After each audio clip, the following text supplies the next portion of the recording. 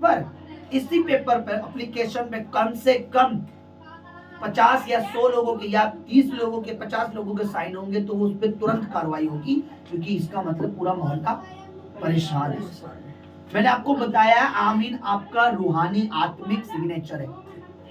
एक बार आपको मैंने बताया, बचन में प्रचार किया था भवन में, जो कितनों ने सुना था, आपने सुना होगा कि आत्मा का जो सिग्नेचर आपका आमीन है। ये बात मुझे परमेश्वर की ओर से प्रकट हुई और मैंने आपको पहुंचा दी कि आत्मा में जब आप आमीन बोलते हो, आपकी वो जो अर्जी है, मान लीजिए ये आज हम प्रार्थना करेंगे, परमेश्वर तेरी मर्जी, देखो यहाँ पर बेदारी आए, परमेश्वर यहाँ पर नशे की आत्मा लज्जित हो, मैं आत्मा में लिखता जा रहा हूँ परमेश्वर ऐसा हो, परमेश्वर वैसा हो, परमेश्वर ऐसा हो। अब मैं अपने सहन करता हूँ प्रभु ऐसा हो, पर बाद में आप सब कुछ नहीं बोल रहे, यानी आप नहीं चाहते कि यहाँ परमेश्वर की महिमा हो, प्रभु का कार्य। तो लोग क्या करते हैं, जब आमीन का टाइम आता है ना, आमीन आमीन आमीन आमीन, पता ही लगता वो कर क्या रहे। इसलिए कई परमेश्वर के अच्छे दास कहते हैं आमीन आपका ऊंचा होना चाहिए, तगड़े वाला सहन होना चाहिए आपका, ठीक है। जब आप पूरा मन से उस पर साइन करते हो, ये अर्जी स्वर्ग के दूत लेके जाते हैं, हमारी जो प्रार्थना है स्वर्ग के दूत पहुंचाते हैं वहां पे कि इस पे तुरंत कार्रवाई की जाए, क्योंकि यहाँ के लोग, इतने लोग मिलकर ये चीज चाहते हैं, समझ रहे हो। इसीलिए बाइबल में एक सुंदर वचन प्रभु यीशु ने हमें समझाया, कहते जब दो लोग पृथ्वी पर एक मन होकर किसी एक बात के लिए मांगेंगे या प्रार्थना करेंगे, अगर वो धरती पर कुछ बांधेंगे तो स्वर्ग में, और धरती पर खोलेंगे तो दो जने। अब देखिए, जब दो जने एक मन होकर एक चीज पर एक एग्री हो रहे हैं, और वहीं 4 जने अगर उस एक चीज पर एग्री हो रहे हैं तो कितनी जल्दी कार्रवाई होगी, और उसी चीज पर 20 जने एग्री हो रहे हैं तो और जल्दी कार्रवाई, और इसी चीज पर 100 जने एग्री हो रहे हैं तो स्वर्ग दूत देखते हैं भाई इस पर बहुत से लोग चाहते हैं वो और जल्दी कार्रवाई करें। तो आज मैं आपको कुछ चीज सिंपल तरीके से समझाऊंगा। हमारे साथ एक बहुत बड़ी टीम लगी पड़ी है सेवा में, हम अकेले नहीं है, मैं अकेला या मेरी मिसेज प्रभु की दासी, हम अकेले सेवा नहीं कर सकते, और कोई भी प्रभु का दास अकेले सेवा नहीं कर सकता है, क्योंकि यह आत्मिक चीज है। संसारिक कार्य तो हम चाहे तो किसी बिना मदद के कुछ काम कर सकते हैं ना, बहुत से काम हम किसी की हेल्प के बिना कर सकते हैं, पर कोई भारी काम होता हमें किसी की हेल्प लेनी पड़ती है। ये जो परमेश्वर का काम है दुनिया में सबसे भारी है, क्योंकि हमें बहुत सी चीजें में नजर नहीं आती, हमारे अगेंस्ट है, आत्मा में हमारे विरोध करती है, बहुत से विचार ऐसे हैं जो हमारे अगेंस्ट है, बहुत सी आत्मा ऐसी है जो हमारे नहीं चाहती हम इस काम को करें, समझ रहे हो। हालेलुया। तो मैं आपको एक चीज आज समझाना चाहता हूँ, पवित्र आत्मा मेरी वो रात को अगुवाई करी, और रात में सब जब सो रहे थे तो मैं कुछ चीजें परमेश्वर मुझे दे रहा था, तो मैं लिख रहा था, और लिखकर मैं चाहता हूँ आप उस चीज को समझो। अब सुनिए, पहली बात तो सुनिए, प्रभु का वचन ये बताता है, और शैतान की जो लड़ाई है वो परमेश्वर से है, ठीक है।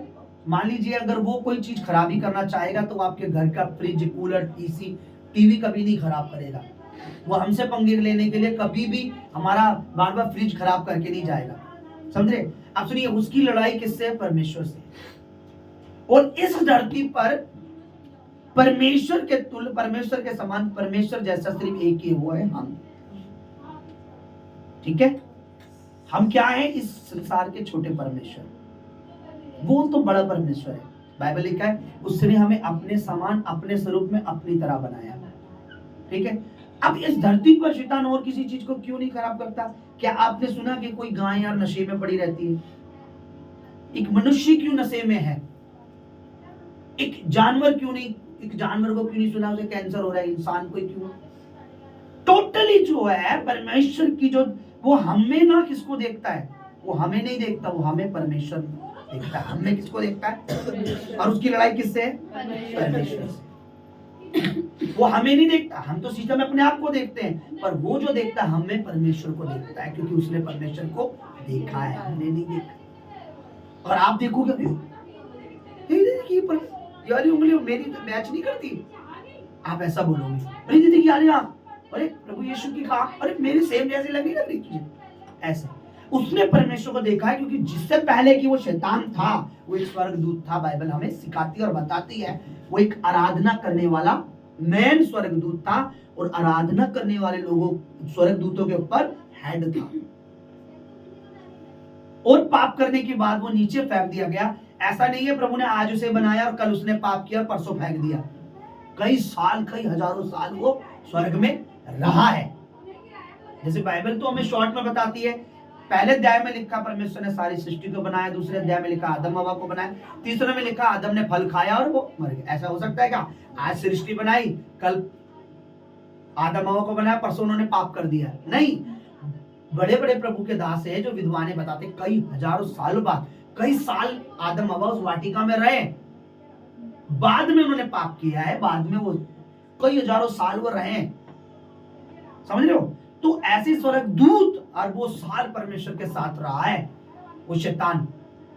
बाद में उसके मन में घमंड आया जब उसने महिमा देखी परमेश्वर की, कि मैं भी परमेश्वर के ऊपर अपना एक सिंहासन, परमेश्वर से भी ऊंचा अपना सिंहासन बनाऊंगा। ये चीज ने उसे नीचे गिरा दिया। आज वो इस धरती पर किसको देखता है? परमेश्वर। वो हमें देखता है, ये चलते फिरते परमेश्वरों को देखता है वो, है ना? भजन संहिता में भी लिखा है परमेश्वर अपनी सभा में खड़ा है, और वहां एक वचन पता है क्या लिखा है? वो ईश्वरों के बीच में न्याय करता है। जो ईश्वर, हमें ईश्वर बोला गया वचन में, तो हमें वो देखता है। शैतान किसको? परमेश्वर को। इसलिए वो मनुष्य को नष्ट करना चाहता है, क्योंकि उसकी टोटली लड़ाई परमेश्वर से। ठीक है, टोटली उसका जो है लड़ाई। परमेश्वर ने अगर यहाँ पर कुछ और बनाया होता, मानो लकड़ी की कोई चीज बनाई, उसे कोई प्रॉब्लम नहीं। ये लकड़ी भी तो परमेश्वर के द्वारा ही है। जो पेड़ पौधे हैं, बताइए, पेड़ पौधे जानवर भी तो है, तो जानवरों को क्यों नहीं मार रहा? क्योंकि लकड़ी जो परमेश्वर के समान नहीं, जानवर जो प्रभु के समान नहीं है, एक ही जना है जो प्रभु के समान है, प्रभु की तरह है, वो है हम। बाइबल क्या लिखा है? परमेश्वर ने मनुष्य को अपने रूप में, अपनी समानता, अपनी तरह बनाया। हम ही है। तो यानी उसकी लड़ाई परमेश्वर से है, और हम इस संसार में मिनी छोटे परमेश्वर, है ना? बाइबल में बहुत जगह लिखा है, बहुत जगह आप पढ़ोगे तो आप हैरान हो जाओगे। क्या मैंने तुमको नहीं कहा तुम ईश्वर हो? मनुष्य को परमेश्वर ने क्या कहा? ईश्वर। क्यों? ठीक, एक बार मैं कभी प्रचार करूंगा, मैंने लिखा, एक दिन मैंने परमेश्वर से पूछा, उत्पत्ति जब मैंने पढ़ा कि परमेश्वर आपने कहा पेड़ पौधे बन जाए, बन गए। मैं बात कर रहा था परमेश्वर से, और ये रियल बात है, परमेश्वर ने मेरे को बात की। फिर आपने कहा जानवर बन जाए, बन गए। पहाड़ कहा बन गए, समुद्र कहा बन गया। सब चीजें आपने बोला, बनती चली गई। आपने मनुष्य को बोल के क्यों नहीं बनाया? आप कहते हैं मनुष्य बन जाए तो बन जाता, है ना? उसका इतना परमेश्वर ने मुझे जब बात की, मैं हैरान हो गया। मैं रियल में हैरान हूँ। किसी दिन बताऊंगा उन्होंने क्या बताया, और वो लिखा हुआ है, आप सोचते हैं, अभी भी लिखा है। प्रभु ने मुझे उसी दिन उसी समय बात की, और मैं हैरान हो गया कि यार ये बात मेरे को समझ में नहीं आई थी इस समय, अब पता लग गया। मैं पिछले से पिछले संडे चाहता था प्रचार गुरु पर कुछ और ही, आपको पता है आत्मा का माहौल कुछ और था। उस समय प्रभु ने कुछ और बात की, और मैं हैरान हो गया। प्रभु ने इतने प्यार से बताया मुझे कि क्यों मैंने मनुष्य को हाथ से बनाना पड़ा मुझे। बोलो हालेलुया। मैं तो चाहता अभी बता दूं, है ना? मन अंदर से कह रहा क्यों परमेश्वर ने मनुष्य को ही हाथ से बनाया। बोलो हालेलुया। हालेलुया। और आज हम चलेंगे इस सेवकाई में, हम कुछ देखेंगे इस सेवा में। जब हम परमेश्वर के साथ चलते हैं, हम अकेले नहीं होते हैं। हम अकेले नहीं होते। इस सेवा में जो हमारे साथ है परमेश्वर के दूत होते हैं। ठीक है, और मैं चाहता हूं कि पहले भी मैंने बताया था कि मैं कभी वचन से तुम्हें बताऊंगा। देखिए, मैं 3 तरह के दूतों के बारे में बताऊंगा। पहला जो दूत है, लड़ाई करने वाले। लाखों परमेश्वर जब सेना बनाई, उसमें पहला लड़ाई करने वाले, जो परमेश्वर के एक कहने पर या परमेश्वर के लिए। दूसरा सेवा करने वाले, तीसरा आराधना करने वाले। ठीक है, तो हम देखेंगे वचन से, हम जल्दी से हम देखेंगे ताकि हम आज की उपवास प्रार्थना में आगे बढ़े। मेरे साथ निकालिए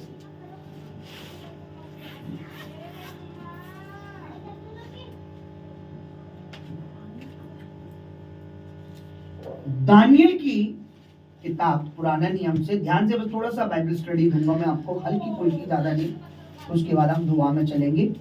उपवास सहित हमें परमेश्वर की आराधना भी करनी है, उपवास सहित हमें परमेश्वर की हज़ूरी में बैठना है, यही सच्ची आराधना है। प्रभु के बारे में सीखना है, समझना है।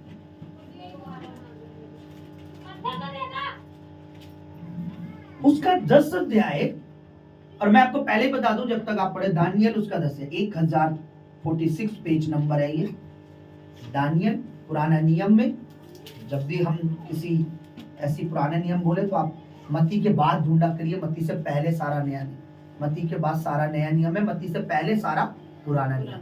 याद रखिए पुराना नियम की पहली किताब उत्पत्ति है और आखिरी जो है मलाकी है, उसके बाद पूरा पुराना नियम खत्म है। नए नियम की पहली किताब मत्ती है और आखिरी प्रकाशित वाक्य है, उसके बाद कोई नियम नहीं है। ठीक है, तो ये दोनों किताबें आप याद रखिए कि पहली उत्पत्ति है नए पुराने नियम में और आखिरी मलाकी है, और नए नियम में पहली मत्ती है और आखिरी प्रकाशित। जब कोई नया नियम बोले तो मत्ती से आगे ढूंढो, और कोई पुराना बोले तो उत्पत्ति से आगे पीछे ढूंढो। बोलो हालेलुया, लिखा लिया आप लोगों ने। और इसको हम ध्यान से पढ़ेंगे। यहाँ लिखा है दानियल जो था उपवास रखकर 21 दिन का फास्टिंग रखकर प्रार्थना कर रहा था परमेश्वर के पास, परमेश्वर की हज़ूरी में। और पहले ही दिन जब वो फास्टिंग कर रहा था तभी परमेश्वर ने अपना दूत भेजा। सेवा करने वाले जो दूत हैं, जो मैसेज ले जाते हैं, सेवा करते हैं, उन दूत को भेजा।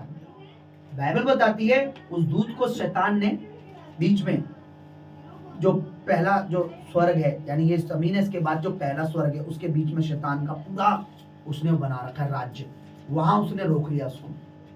और जब रोक लिया 21 दिन तक वो शैतान उसे रोका रहा कि वो दानियल के पास उसका मैसेज, परमेश्वर का मैसेज ना पहुंचा सके। तो यहाँ लिखा हुआ है फिर वो स्वर्गदूत को छुड़ाने के लिए परमेश्वर ने अपने मुख्य स्वर्गदूत को भेजा। और यहाँ लिखा 10 के 13 को जब हम पढ़ेंगे तो हम समझ पाएंगे। पढ़िए जरा।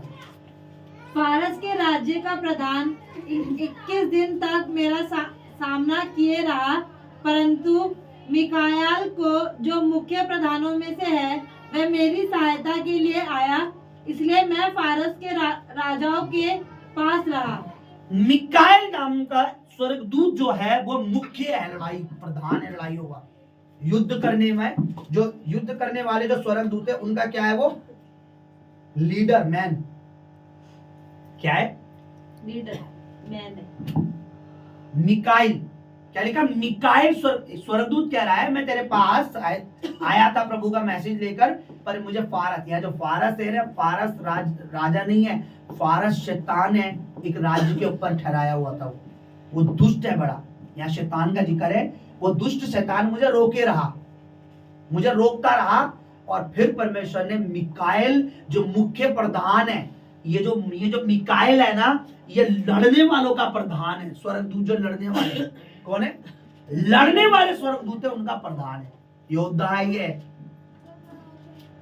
ये उनका उसको भेजा परमेश्वर ने। वो जब आया तो फिर उस शैतान को, दूसरे स्वर्गदूत को छोड़ना पड़ा। कह रहा उसने मेरी सहायता की आके। ठीक है, अब इसी को हम प्रकाशी वाक्य में पढ़ेंगे, ताकि मैं जल्दी जल्दी आपको इतना टाइम नहीं वो करूंगा आपका। 12 अध्याय और उसका 7 पढ़िए। बोलिए 12 अध्याय उसका 7 पढ़िए। सबसे लास्ट में नए नियम में प्रकाशी वाक्य 12 अध्याय का 7 पढ़िए। क्या लिखा हुआ है?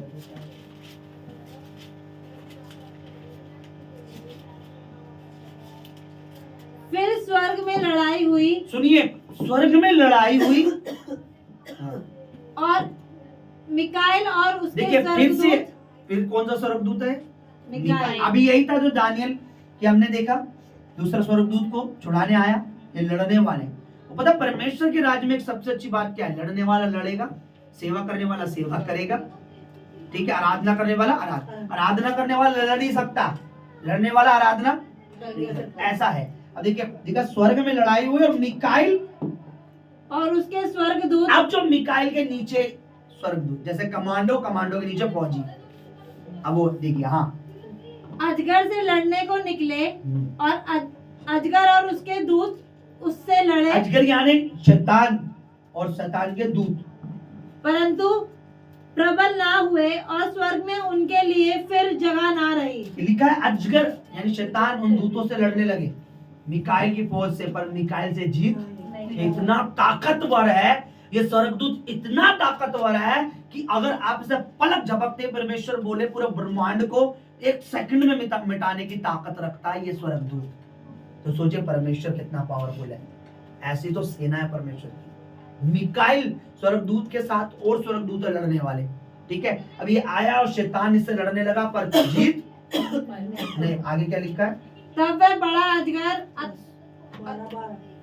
नो, तब वह बड़ा अजगर अर्थात वही पुराना सांप जो इब्लिस और शैतान कहलाता है और सारे संसार का भरमाने वाला है, पृथ्वी पर गिरा दिया गया और उसके दूत उसके साथ गिरा दिए गए। देखो, जब ये मिकाइल से लड़ने लगा शैतान और उसके दूत लड़ने लगे तो ये जीत नहीं सके, से गिरा दिया, फेंक दिया।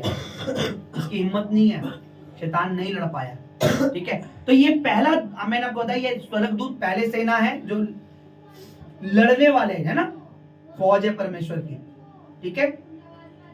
जिस रात यीशु मसीह को पकड़वाया गया, आप पढ़ोगे ध्यान से, तो जब सेनाओं से जब शास्त्री फरीसी लाठियां डंडे लेके पकड़ने आए तो पतरस ने कान अपना वो निकाला, कान काट दिया। तो पतरस को परमेश्वर ने बोला रुक जा, तुझे नहीं पता मेरे पिता से अगर मैं कहूंगा तो वो स्वर्गदूतों की 12 पलटन भेज देगा। 12 पलटन का मतलब समझते हो? एक दूत एक रात में लिखा 2,85,00,000 लोगों को मार दिया उसने एक ही रात, एक ही सेकंड में। तो 12 पलटन, 12 स्वर्गदूत क्या कर सकते? यीशु ने कहा मत कर, मैं चाहूं अपने पिता से बोलूं तो दूतों की 12 पलटन भेज देगा, 12 फौज, ठीक है। प्रभु ने बोला मैं यहाँ ऐसे नहीं हूं, मैं तो भी नॉर्मल आया हूं।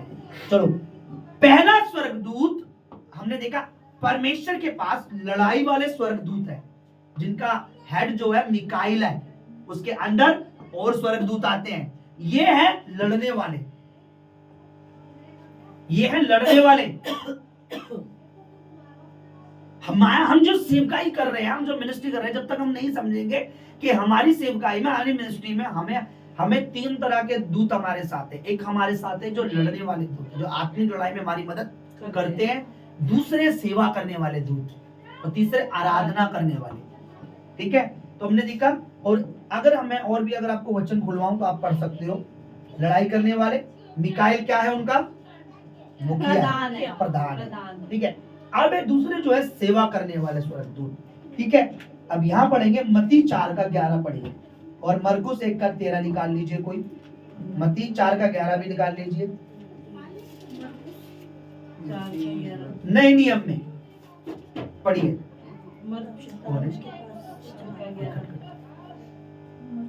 पढ़िए। तब शैतान उसके पास से चला गया और देखो स्वर्गदूत आकर उसकी सेवा करने लगे। किसकी? यीशु की सेवा कौन कर रहे थे? स्वर्गदूत। कहाँ कर रहे थे? इस धरती पर।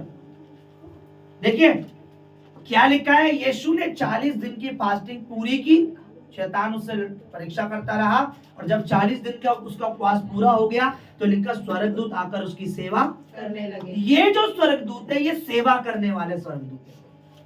ये कौन है? ये सेवा करने वाले स्वर्गदूत है। अब इनका भी कोई प्रधान है, पता है आपको? इनके ऊपर भी कोई मुखिया है, प्रधान है। ये कौन से दूत है? सेवा करने वाले। मरकुस पढ़िए, मरकुस में क्या लिखा? मरकुस, हाँ, जो मैंने बताया, मरकुस, चुप रहिए, 1:13 पढ़िए।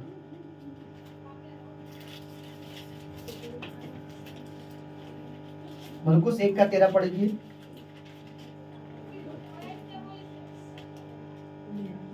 जी, जंगल में 40 दिन तक शैतान ने उसकी परीक्षा की और वह वन पशुओं के साथ रहा और स्वर्गदूत उसकी सेवा करते रहे। 40 दिन तक लिखा है जंगल में यीशु रहे और शैतान उसकी परीक्षा करता और लिखा स्वर्गदूत उसकी सेवा करते रहे। ये सेवा करने वाले स्वर्गदूत हैं और इनके ऊपर भी एक मुखिया है। और वो मुखिया जो है, जब हम पढ़ेंगे लूका, जब जो स्वर्गदूत मरियम के पास भेजा गया, ये इनका मुखिया, ये सेवा करने वाले का काम है। जैसे मैसेज पहुंचा देना, सहायता करना, खाना खिलाना। देखा है जब परमेश्वर का दास एलिया जंगल में गया तो लिखा स्वर्गदूत आते थे, उसे खाना देते थे। समझ रहे हो? ये खाना पहुंचाना, मदद करना, ये स्वर्ग। और आपको एक बता दूं, आपको हैरानी होगी ये जानकर, कोई स्वर्गदूत आपकी मदद कर रहा हो, आप बता भी नहीं पाओगे ये स्वर्गदूत है। कैसे? मैंने पढ़ा है वचन में कि मैंने उस स्वर्गदूत को देखा, वो आदमी की तरह था। आप लगे मेरी सहायता कर गया, आपको पता भी नहीं है वो आदमी के रूप में स्वर्गदूत था जो तुम्हारी सहायता कर गया। तो ये सहायता करने वाले, मदद करने वाले, जैसे खाना खिलाना, मैसेज पहुंचाना, संदेश पहुंचाना। पढ़िए जरा लूका, पढ़िए 1:19।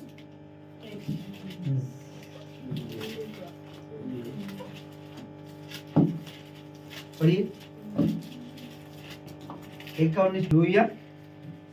अभी मैं बेसिक चीजें आपको बता रहा हूँ। हाँ। स्वर्गदूत ने उसको उत्तर दिया, मैं जिब्राइल हूँ जो परमेश्वर के सामने खड़ा रहता हूँ, और मैं तुझसे बातें करने और तुझे यह सुसमाचार सुनाने को भेजा गया हूँ। देखिए ये मिकाइल है, ये सेवा करने वाले स्वर्गदूतों के ऊपर मुखिया है। इसे बाइबल में आप 2 या 3 बार मुश्किल से मिलेगा तुम्हें। ये एक तब जब यीशु का जन्म का दिन आया, बहुत मुश्किल, ये जो मैन हेड जो स्वर्गदूत हैं वो बहुत मुश्किल धरती पर आते हैं। वो बड़ा कोई बिगेस्ट मैसेज होता है तभी लेकर आते हैं। कौन से स्वर्गदूत है ये? इनका काम है जैसे सेवा करना, यानी मैसेज देना लोगों को। देखो स्वर्गदूत समझ लो, जैसे कि आपने देखा होगा जब हम प्रेरितों के काम पढ़ते हैं, उसका आई थिंक 5 या 6 अध्याय, मेरे को याद नहीं है, वहां लिखा है कि एक स्वर्गदूत आया और उसने कहा तेरा दान और तेरा जो है जो प्रार्थना है परमेश्वर तक पहुंचा। अब तू जाकर पतरस को बुला और वचन सुन, है ना। वो स्वर्गदूत जो है वो सेवा करने वाले, उनका काम है जैसे मैसेज बता देना, खाना खिला देना, ये कर। यीशु की सेवा कर रहे थे, है ना, आकर यीशु की सेवा करने लगे, जैसे खाना खिलाना, ये करना, और यही उनका काम है। और इनका जो मुखिया वो कौन है? यहाँ कौन, क्या नाम लिया उसने? जिब्राइल। ठीक है, मिकाइल योद्धाओं का, लड़ने वालों का वो है, जिब्राइल सेवा करने वालों का है। ठीक है, ये सेवा करने वाले स्वर्गदूत जो है,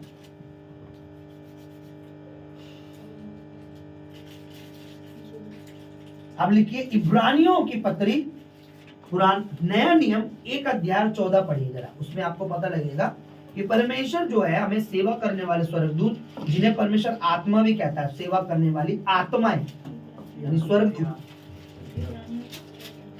नए नियम 1:14 पढ़िए।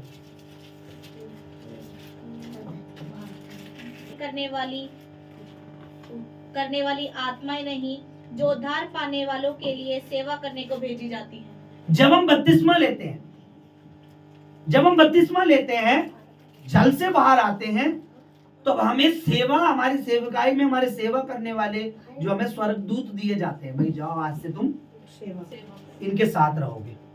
लेकिन क्या वो सेवा करने वाली आत्माएं नहीं जो उद्धार पाने वालों को दी जाती है। उद्धार मीन्स जो यीशु पर विश्वास करते हैं, अपने पापों का अंगीकार करते हैं, मान लेते हैं कि प्रभु हाँ, फिर जल और आत्मा से जन्म लेते हैं, बपतिस्मा लेते हैं, उनको सेवा करने वाले स्वर्गदूत दिए जाते हैं। वचन हमें बताता है सेवा करने वाले स्वर्गदूत दिए जाते हैं। अब आराधना करने वाले जो दूत हैं, बाइबल में बताती है, उनका जो मैन लीडर था वो कौन था?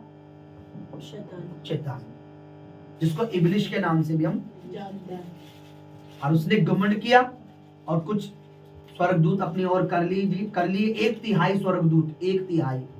और बाइबल बताती है अरबों खरबों करोड़ों स्वर्गदूत है, 1/3 बाइबल बताती है उसने स्वर्गदूत अपनी तरफ कर लिए और कहा मेरी वर्शिप करो, मैं गॉड हूं, मैं हूं, अब देखो मैं क्या कितना अपने आप को बड़ा बनाऊंगा, और उसे नीचे फेंक दिया गया।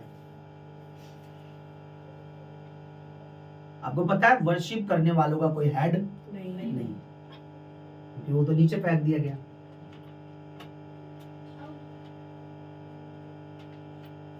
पर आज जब हम आराधना करते हैं,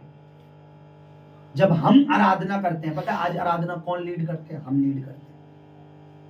जब हम गीत स्टार्ट करते हैं, स्वर्गदूत बैठ, वो भी जब हम आराधना करते हैं, क्योंकि हमारे हाथ में अब लीड है। हमें परमेश्वर ने किस लिए क्रिएट किया? अपनी वर्शिप के लिए, अपनी आराधना के लिए बनाया। वो जो 1/3 स्वर्गदूत कम हो गए, परमेश्वर ने हमें अपनी महिमा के लिए बनाया, वर्शिप के लिए बनाया। आप समझोगे नहीं।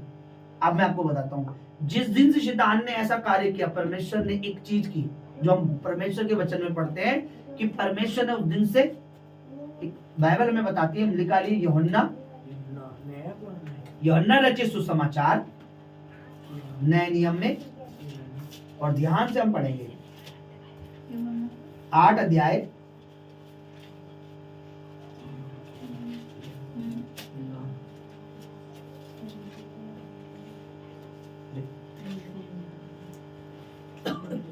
हालेलुया। हालेलुया।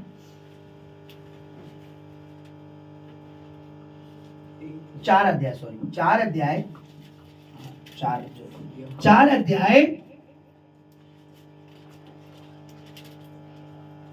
उसका 19 से पढ़िए लगातार 23 तक। स्त्री ने उससे कहा, हे प्रभु, मुझे लगता है कि तू भविष्यद्वक्ता है। हाँ, हमारे बाप दादों ने हाँ, इस पहाड़ पर आराधना की और तुम कहते हो कि वह जगह जहाँ आराधना करनी चाहिए यरूशलेम में है। हाँ। यीशु ने उससे बात की और कहा, हे नारी, हे औरत, हे नारी, मेरी बात का विश्वास कर मेरी बात का विश्वास कर कि वह समय आता है, अब वो समय आएगा कि तुम ना तो इस पहाड़ पर पिता की आराधना करोगे, ना यरूशलेम में। तुम जिसे नहीं जानते उसकी आराधना करते हो, और हम जिसे जानते हैं उसकी आराधना करते हैं, क्योंकि उद्धार यहूदियों में से है। परंतु वह समय आता है, वरन अब भी है, जिसमें सच्चे भक्त पिता की आराधना आत्मा और सच्चाई से करेंगे, क्योंकि पिता अपने लिए ऐसे ही आराधकों को ढूंढता है। देखो, परमेश्वर आज किनको? अपने लिए आराधना करने वालों को सच्चाई से आराधना करने वालों, क्योंकि जो आराधना का जो कहते हैं लीडर को सब कुछ बताया होता है। देखो भाई, ऐसे वर्शिप स्टार्ट करनी है, ऐसे खत्म करनी है। तो इब्लिश को, जो शैतान को सब कुछ पता था कि परमेश्वर को किस तरह की आराधना पसंद है, कैसा म्यूजिक पसंद है, क्योंकि बाइबल हमें बताती है परमेश्वर ने वो जो उसे पसंद था वो सब उसकी, वो म्यूजिक, वो इंस्ट्रूमेंट उसके पैरों में, जब वो पैर हिलाता था तो ऐसा संगीत होता था जिसको परमेश्वर सुनकर आनंद से भर जाता। शैतान को पता है कि परमेश्वर को कैसा म्यूजिक, कैसी ताल, कैसा तड़क पड़क, कैसा क्या चीज पसंद है। और जब वो नीचे गिर दिया गया, आराधना बिल्कुल डिस्टर्ब, क्योंकि जब हेड गिरा दिया गया, अब दूतों को पता कहां से उठाना है गीत, कहां से गाना है, क्या करना है। आज वो ऑनर, आज वो पदवी हमें मिली है। आज हम लीड करते हैं, आज हम जब गाते हैं, आज जब हम म्यूजिक बजाते हैं, जब हम आराधना करते हैं, परमेश्वर आनंदित होता है। जब हम आराधना में नाचते हैं, गीत ऐसे, पता है आपको, पता दाऊद को राजा बनाने का क्या कारण था? बाइबल बताती है दाऊद जो थे, भेड़ें चलती थी और अपना सितार लेकर आराधना करते थे, और परमेश्वर का मन लगा रहता था। आज जब हम देखो, आज हम क्या डीजे पे नाच लेंगे, गीतों पे नाच लेंगे, सब चीज करेंगे। आप डीजे पे, उस पे नाचोगे तो आप शैतान को खुश कर रहे हो, ये पक्की बात है, ये कोई झूठ बात नहीं। लेकिन जब प्रभु के आनंद में आते हो, प्रभु के लिए गाते हो, प्रभु के, तो आप परमेश्वर को खुश कर रहे हो। सच कह रहा हूं मैं। जब मैं भवन में शुरू में प्रभु में आया, मैं स्टेज पे प्रभु का गीत लगाकर, मुझे याद, मैं नाचता था, तो लोग मेरी मजाक बनाते थे चर्च में, पागल है, तो ये लोग हंसते थे। लेकिन जो मजाक बनाने जो, तो वो आज नजर भी नहीं आते कहाँ है। प्रभु मुझे यहाँ तक ले आया और आगे तक लेके जा रहा है। और मैं आज भी प्रभु के लिए नाचने गाने के लिए मुझे कोई टेंशन नहीं है, कोई मुझे कुछ भी बोले।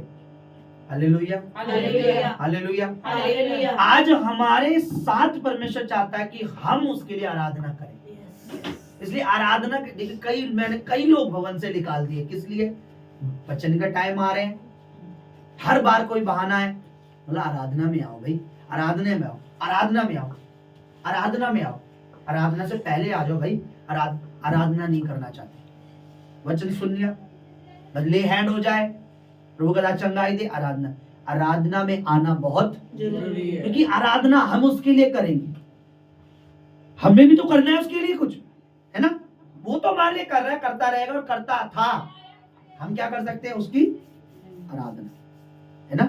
और मैंने आपको पिछले मतलब पिछले महीने में फास्टिंग के दौरान बताया था एक बार कि जो आराधना है वो आपके अंदर से होनी चाहिए। इंस्ट्रूमेंट तो बाद की बात है, समझ रहे हो। आपको मैंने बताया था प्रेरित पौलुस और सिलास जेल में आराधना कर रहे थे, जंजीरों में बंधे हुए, और आराधना कर रहे थे और परमेश्वर ने बड़ी आप चलते फिरते प्रभु की आराधना कर सकते हो। आपके जीभ पर, आपके मुंह में, आपके गले में हमें 24 घंटे प्रभु का गीत होना चाहिए। आपके पास आपको परमेश्वर ने ऐसे बनाया है कि आपके अंदर इंस्ट्रूमेंट है। आप नेट पर सर्च करना, आजकल लोग अपने गलों से इतने तरह का म्यूजिक बजाते हैं, पता नहीं कैसे करके कुछ करते हैं, ऐसे करके मैंने देखा है। उसमें एक लड़के को तो मैंने देखा, बाप रे, उसने पता नहीं क्या क्या चीजें पूरा ऐसा कर दिया कि ऐसा लग रहा है जैसे सच में वो भी बज रहा है, ड्रम सेट भी बज रहा है, और वो कुछ पता नहीं कोंगो भी बज रहा है। उसने गले से इतने साउंड, आप नेट पर सर्च करके देखना। हमारे अंदर परमेश्वर ने इंस्ट्रूमेंट दिया है। जब हम ताली बजाते हैं ना, बाइबल बताती है अपने 10 तार, इसको 10 तार वाला साज कहते हैं। ताली जब बजाते हो, ये हमारा इंस्ट्रूमेंट है, ये हमारा इंस्ट्रूमेंट है, यहाँ हमारा इंस्ट्रूमेंट है, यहाँ से आराधना करो। हमें परमेश्वर ने ऐसा बना दिया है जिसकी वजह से शैतान आज चिढ़ता है।